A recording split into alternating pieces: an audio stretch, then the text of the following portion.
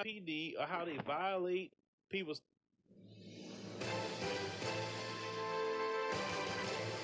Welcome to the Advice Show, media with the common sense approach. So a lot of times when we do the police stories, people say, "Where are the good cops?" They're never around. Well, this is a story of the good cops, and these good cops are doing their job, and they're exposing the corruption within the NYPD or how they violate people's civil rights and how they target certain people because they can get them arrested because they have arrest quotas. Let's go roll a clip. On the streets in certain New York City neighborhoods, ask about police quotas for arrests and summonses, and this is what you often hear. There's a quota system. There always has been, and there always will be until someone changes it. Y'all see that? That's what they targeted. Take a seat right here, guys.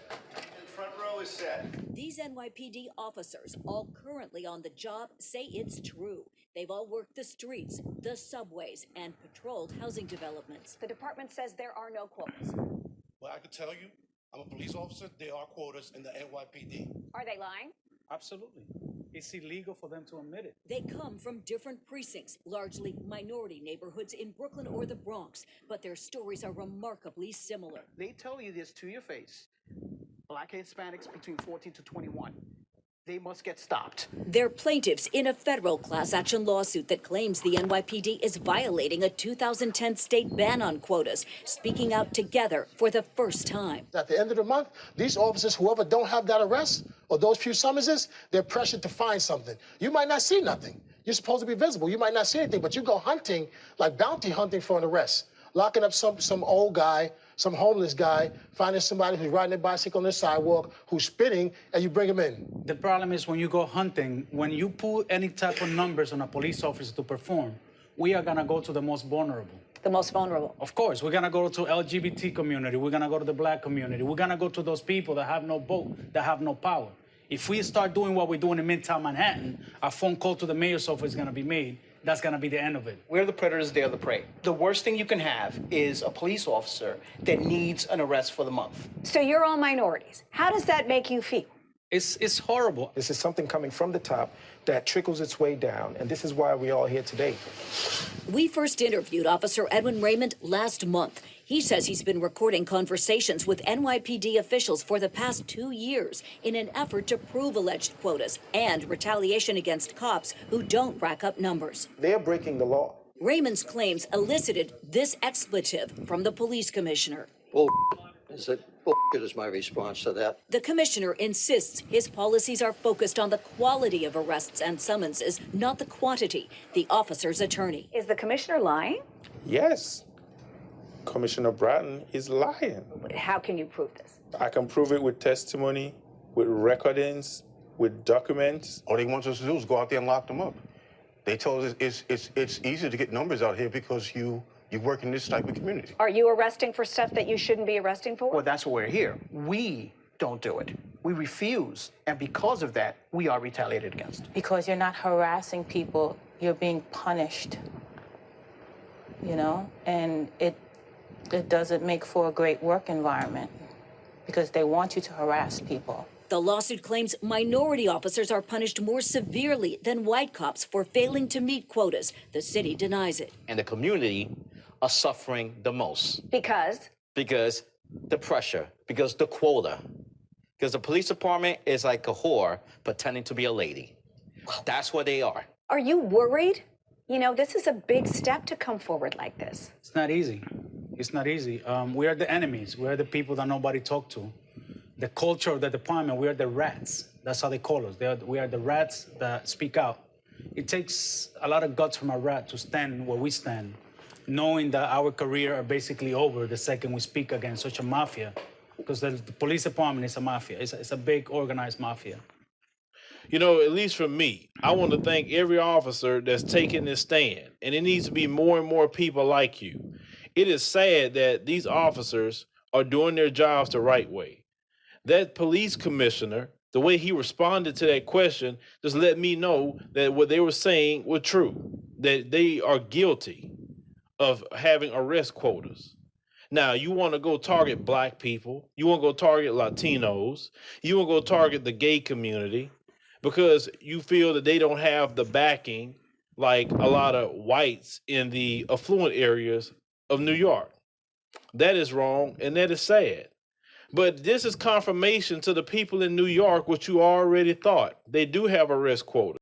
You remember when the Department of Justice report came out about the Ferguson Police Department, how they was ticketing people to get revenue, and how that goes on all over this country, how cops are pressured to write tickets so they can bring in more revenue for the city, or how some other departments want them to have so many arrests so they can move up the ladder for promotions. That is sad. Why do you want to arrest people for? I don't understand that. Your job would be so much easier if you just get the people who are doing wrong, not harass somebody. So because these police officers don't want to harass people and want to do their job the right way, you harass them. You call them a rat. You call them a snitch and want to retaliate against them for doing their job. You heard the other officer said, if you're 14 to 21, they're targeting you if you're black, if you're Latino, or if you're part of the gay community. That's what they pointed out. If you are a white person within a fluid area, they're not going to mess with you. You're okay. You see how these people are? And you wonder why we constantly keep calling them devils. Only devils do evil like this. Only devils destroy people's lives. Only devils steal the best from people's communities. How many cases have you seen in New York alone where they just lock people up and they've been let out after 30 years and they didn't do nothing at all just because they were poor and didn't have proper legal representation, or you got them to confess to some bogus thing that you didn't even have on them? How many times have we seen that? Because every time we see this, it's poor people that's going through this. You never see affluent people going through anything like this because, like the other officer said, they go mess with them white folks who are affluent. They getting a phone call real quick. But you can go mess with a black person, that's fine. You can go mess with a Latino, you can go mess with a gay person, that's cool. This is according to what they're saying, because they feel that they're disenfranchised enough with finances that they can get away with doing this stuff. And none of your federal government say a word about this. And once again, let's keep pointing this out. This is a supposedly progressive city, a progressive state. We got Chicago in the other video. Now we got New York. Totally Democrat. You can't have no guns. You can't have nothing. But yet the police is running wild out there, doing what they want to do, targeting people. This stuff about police targeting people having nothing new, especially for the black community. They've been targeting us ever since their inception. You remember the slave patrol? That's how the police started in this nation, was a slave patrol. The sheriff's badge that they wear is the exact same badge from the slave patrol. And after the slavery ended, they switched over to municipal police departments, and the NYPD is one of the oldest police departments in the nation. So this situation is going on. It's like they're just trying to catch slaves so they can go lock them up and put them in prison for these people that's earning a lot of money on private prisons. Thankfully to Bill Clinton and Hillary Clinton, that a lot of you love so much. It's documented that they have brought in mass incarceration into this nation.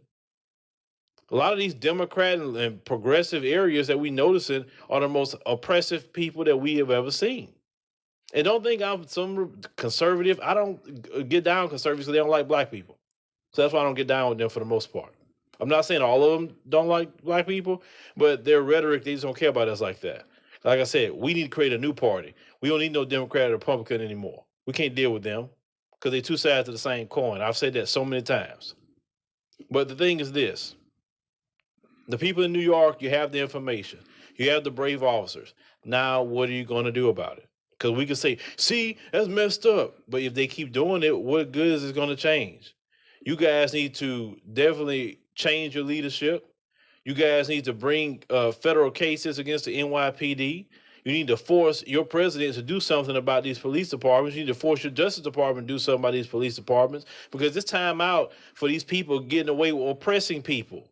We saw a video we just posted the other day about them putting a guy in a so-called bag so he won't hurt himself, but yet that guy wasn't deserving any of that. All NYPD.